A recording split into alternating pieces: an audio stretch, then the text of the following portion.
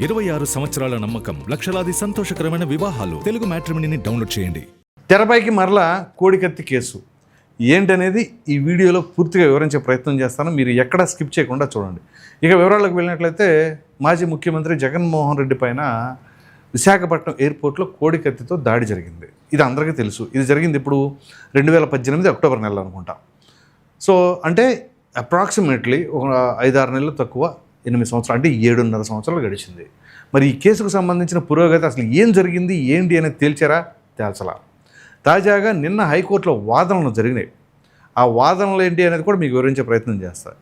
ఇక మొదటి నుంచి మనం చెప్పుకోవాల్సి వస్తే, ఈ విశాఖపట్నం ఎయిర్పోర్ట్లో జరిగిన దాడి, ఆ తదుపరి ఈ జనపల్లి శ్రీనివాస్ అనే యువకుడు దాడి చేశాడు కాబట్టి అని చెప్పేసి అతన్ని ఎన్ఐఏ పోలీసులు అరెస్ట్ చేశారు. ఆ తర్వాత ఆయన జైలుకి కూడా పంపించారు. అయితే జైల్లో రిమాండ్ ఖైదీగా ఎంతకాలం ఉంటారు? ఇప్పుడు డిఫాల్ట్ బెయిల్ అవి ఇవి అని వస్తాయి. ఇప్పుడు అంతెందుకు మర్డర్ చేసిన ఎమ్మెల్సీ అనంతబాబుకే బెయిల్ వచ్చింది. కానీ ఈ దాడి చేసిన ఎవరు జనపల్లి శ్రీనివాస్కి మాత్రం 5 సంవత్సరాల పాటు అనమాట, సుమారుగా ఆయనకు బెయిలే రాలా. ఎందుకని? మర్డర్ చేసినోడికి ఏం బెయిల్ వస్తుందా? దాడి చేసినోడికి బెయిల్ రాదా? అది అలా ఉంచుదాం. ఇక ఈ కేసు పూర్వపరాలు చూసినట్లయితే అది ఎన్ఐఏ పరిధిలో ఉంది కాబట్టి అప్పట్లో ఎన్ఐఏ దానిపైన విచారణ చేపట్టడం, నేషనల్ ఇన్వెస్టిగేటివ్ ఏజెన్సీ విచారణ చేపడతాం. 2023 ఏప్రిల్ నెలలో ఈ కేసుకు సంబంధించి ఎటువంటి కుట్రలు జరగలా, అంటే రాజకీయ ప్రమేయం ఏమీ లేదు, ఇది ఆ యువకుడు చేసిన పనే అని చెప్పేసి, అంటే ఆ యువకుడు కావాలని చేశాడు కాదు, అతను మరి జగన్మోహన్ రెడ్డి గారి అబ్బాయిని అది ఇది అని చెప్పేసి అనేక రకాలైన వదంతులు ఉన్నాయి, ఫ్లెక్సీలు ఉన్నాయి, ఇవన్నీ వేరే విషయం.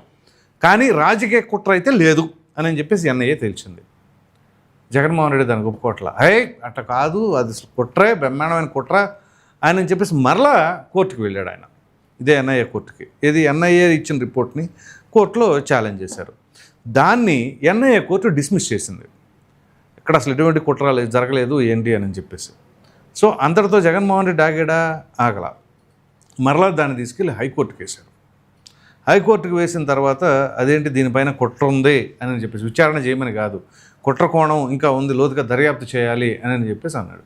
అది హైకోర్టు స్టే ఇచ్చింది. ఇది ఇలా ఉంటే జగన్మోహన్ రెడ్డి ఎన్ఐఏ పరిధిలో ఉన్నప్పుడు కోర్టుకు వెళ్ళాలి కదా. ఎందుకు వెళ్ళాలి? ఆయన బాధితుడు, జగన్మోహన్ రెడ్డి బాధితుడు, ఇక్కడ నిందితుడు కాదు. సో అటువంటి తరుణంలో ఒక సాక్షిగా ఆయన పిలుస్తారు. సాక్షిగా పిలిచినప్పుడు జగన్మోహన్ రెడ్డి అధికారంలో ఉన్న ఏం చెప్పాడు తెలుసా?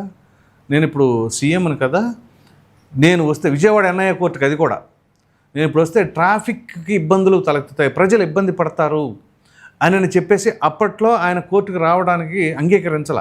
మీకు గుర్తుండే ఉంటుంది, దీనిపైన మనం వీడియోలో కూడా మాట్లాడుకున్నాం అప్పట్లో. సో ట్రాఫిక్ అంతరాయం కలుగుతుందట, ప్రజలు ఇబ్బంది పడతారట, అందు గురించి ఆయన రావడానికి కుదరట్లేదట. ఇది ఆయన చెప్పిన కారణం. అప్పుడు మీరు కావాలంటే చెక్ చేసుకోండి. సో ఆయన ఉండేది ఎక్కడ? తాడేపల్లి. తాడేపల్లి ఎక్కడ ఉంది? విజయవాడలో ఎన్ఐఏ కోర్టుకి ఈ తాడేపల్లికి మధ్యలో అడ్డం ఉన్నది కృష్ణా రివరే, కనకదుర్గమ్మ వారదే. పట్టుమని 5 కిలోమీటర్లు ఉండదు.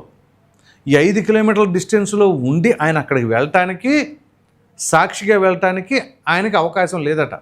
అవకాశం లేదు కదా, ప్రజలు ఇబ్బంది పడతారట. ప్రజలు కాదు ఇబ్బంది పడతారు, ఆయన ఇబ్బంది పడతారు. ఎందుకు? అక్కడికి వెళితే సాక్షిగా విచారణ జరుగుద్ది. విచారణ జరిగితే ఏమైద్ది? కేసు తేలిపోద్ది. కేసు తేలిపోతే ఆయనకి ఇష్టం ఉండదు కేసు తేలడం అనేది. ఎందుకు? అక్కడ ఎటువంటి కుట్ర లేదు, దాని వలన రాజకీయ లబ్ధి పొందాడు జగన్మోహన్ రెడ్డి. 2018 అక్టోబర్లో ఈ ఘటన జరిగితే 2019లో ఆయన బ్రహ్మాండంగా గెలుపొందాడు ఆయన. సో ఆ గెలుపంతా కూడా ఈ వీటి వల్ల అయింది అని చెప్పేసి మరలా బయటపడే అవకాశాలు ఉంటాయి కదా. సో అందు గురించి ఇది తేలకూడదు అనేది ఆయన యొక్క ఉద్దేశంగా భావించాలి. ఇది ఇలా ఉంటే విజయవాడ ఎన్ఐఏ కోర్టుకి రమ్మంటే రాలా, సాక్షిగా రమ్మంటే హాజరు కాలా, అక్కడ జనపల్లి శ్రీనివాస్కి బెయిల్ రాలా. ఇది ఇలా ఉంటే ఇప్పుడు హైకోర్టుకి ఎందుకు వెళ్ళారు?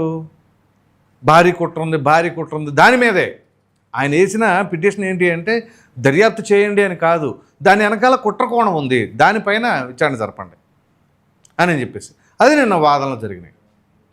ఆయన న్యాయవాది, జగన్మోహన్ రెడ్డి తరపున నిరంజన్ రెడ్డి అనుకుంటా ఆయన న్యాయవాది. ఆయన వాదనలు ఏంటి?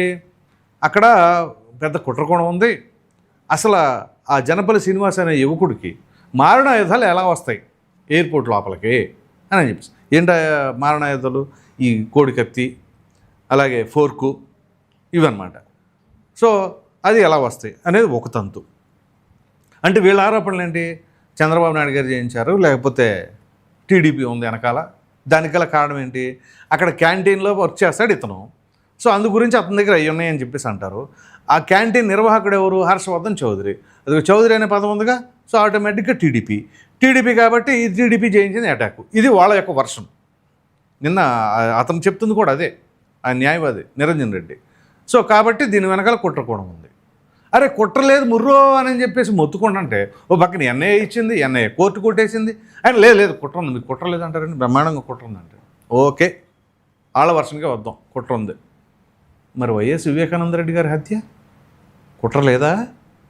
ఒక పక్కన అత్యంత కిరాతకంగా ఆయన్ని ఆ విధంగా నరికేస్తే మారణాయుధం, అది ఫోర్కు కాదు, ఆ కోడి కత్తి కాదు, అక్కడ ఉంది పెద్ద గొడలే, కదిరి నుంచి కొనుక్కొచ్చారట. దస్తగిరి చెప్పాడు కదా. దాని వెనకాల కుట్ర కోణం లేదా? మరి ఆ కుట్ర ఏందో బయట పెట్టాలని చెప్పేసి ఎందుకని పగులాళ్ళ? అదేమో అంత పెద్ద మట జరిగితేనేమో దాని పెద్ద పూచిక పుల్లలా తీసి పడేశారు.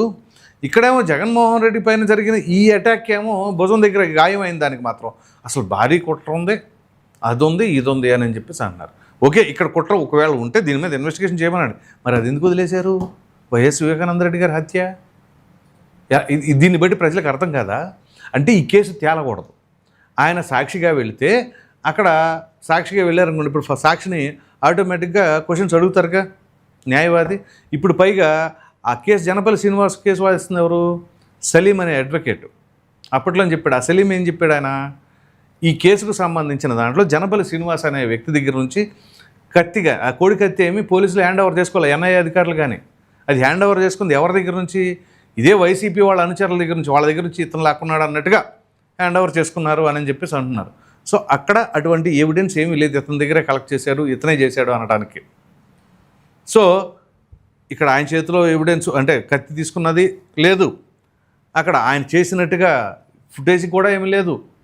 అఫ్కోర్స్ ఆ శ్రీనివాసరావే చెప్పాడు కదా, నేను జగన్మోహన్ రెడ్డి గారికి వీరాభిమాన్ని, ఆయన ఇంకా బ్రహ్మాండంగా గెలవాలి అని చెప్పేసి కోరుకుంటున్నాను అని చెప్పేసి ఒక లేఖ కూడా దొరికింది ఆయన జేబులో. సో ఇదంతా చూస్తుంటే ఏమని ఆలోచిస్తున్నావు, ఏమని వస్తుంది ఇక్కడ? అనుమానం రాదా? పోనీ నిజంగానే కుట్ర ఉందనుకుందాం, అసలు ముందు విచారణకు హాజరవ్వాలి కదా. హాజరైతే ఏమైంది అడుగుతారు, మీకు ఎట్లా ఏంటి అని చెప్పేసి అని. ఇంకప్పుడు బోన్లో నుంచి సమాధానం చెప్పాలి జగన్మోహన్ రెడ్డి గారు. ఊహించుకోండి ఒకసారి. సో ఇట్లాంటివన్నీ ఎవరో అడిగే ప్రశ్నలకు నేను సమాధానం చెప్పడం ఏంటి? అది ఎన్ఐఏ కోర్టులో ఈ తరహాలో ఈగో అయినా ఉండవచ్చు బహుశా. లేదు అదేం కాదు తెలుసటగా. అప్పుడంటే నేను సీఎంని ట్రాఫిక్ అంతరాయం అన్నారు, ఇప్పుడు సీఎం కాదుగా, ఇప్పుడు వెళ్ళొచ్చుగా. వెళ్ళరు, పొరపాటును కూడా వెళ్ళరు. అంటే ఇలా కేసులన్నీ కూడా తట్టడి కేసులు అలాగే పెండింగ్లో ఉండాలి. ఏ ఒక్కరికి సంబంధించిన కేసులైనా తేలితే కానీ జగన్మోహన్ రెడ్డి గారి కేసులు మాత్రం తేలవు.